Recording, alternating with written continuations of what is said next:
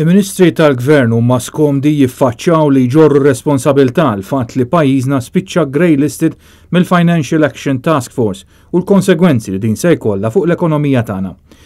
NetNews ħal kumment tal-Ministru Giulia Farrugia Portelli li kienet ukoll fil-Kabinett tal-Prim Ministru Joseph Muscat u għal xi żmien kienet ukoll responsabbli mill-iskema tal-beħ tal-passaporti, waħda mill-azzjonijiet ta' Gvern Laburista li qanqlet ħafna kritika fuq livell internazzjonali f'dawn l-aħħar snin.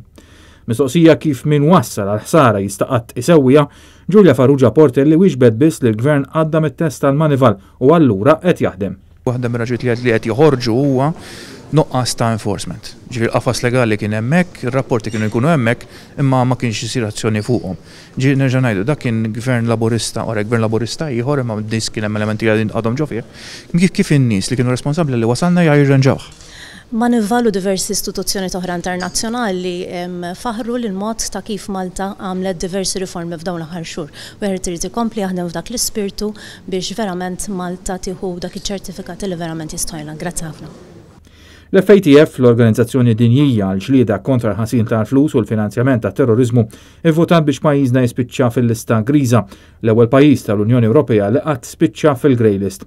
L-effetti ta' din id-deċiżjoni u l-vot ta' sfiduċja għal dak li għamel il-Gvern f'dawn l-aħħar snin għandhom firxa wiesa fuq l-ekonomija tagħna, hekk kif se jkun aktar diffiċli biex ikun attirat investiment barrani u biex isir kummerċ ma' negozji u entitajiet Maltin.